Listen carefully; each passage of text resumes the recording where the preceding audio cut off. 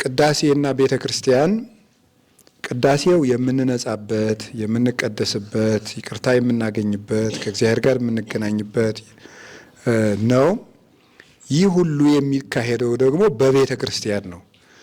በግለሰብ ቤት መሆን አይችልም። ለምሳሌ በጳጳሱ ቤት ቅዳሴ አይቀደስም። እንግዲህ ከጳጳሱ የበለጠ የመጨረሻ የቤተ ክርስቲያን ማዕረግ የለም። ግን የጳጳሱ የቱንም ያህል እንኳን ቅዱስ ቢሆን በጳጳሱ ቤት እንኳ ሊቀደስ አይችልም። በቤተ ክርስቲያን ብቻ ነው የሚቀደሰው።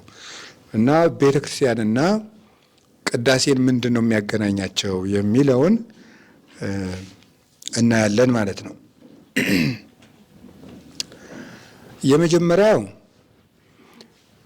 ቤተ ክርስቲያን ውስጥ የሚቀደሰው ለምንድን ነው ስትሉ፣ ቤተ ክርስቲያን የእግዚአብሔር ቤት ስለሆነች ነው መልሱ። የመጀመሪያው የእግዚአብሔር ቤት ናት።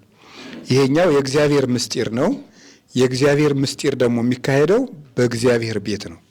ጳጳሱ የቤተ ክርስቲያን አባት ነው እንጂ ቤቱ ግን ቤተ ክርስቲያን ግን አይደለም። ምናልባት የክርስቲያን ቤት ሊሆን ይችላል፣ የአንድ ትልቅ አባት ቤት ሊሆን ይችላል። የቤተ ክርስቲያን ትልቅ ማዕረግ ያለው አባት ቤት ነው። ግን ቤተ ክርስቲያን የአምልኮ ቦታ ግን አይደለም።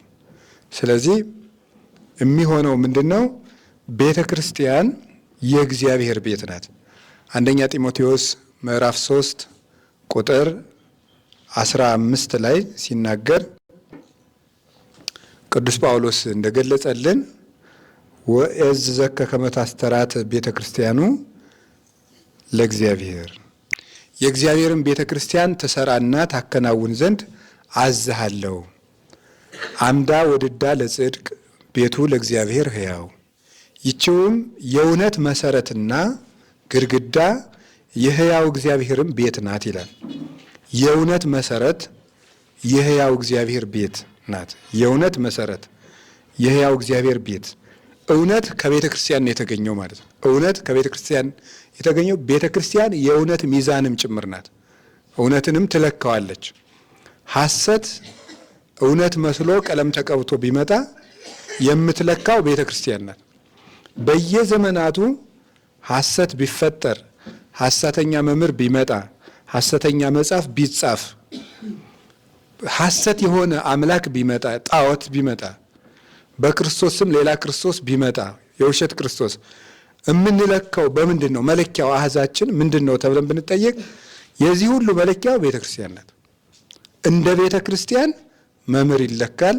እንደ ቤተ ክርስቲያን ትምህርት ይለካል። እንደ ቤተ ክርስቲያን ሐዋርያ ይለካል። እንደ ቤተ ክርስቲያን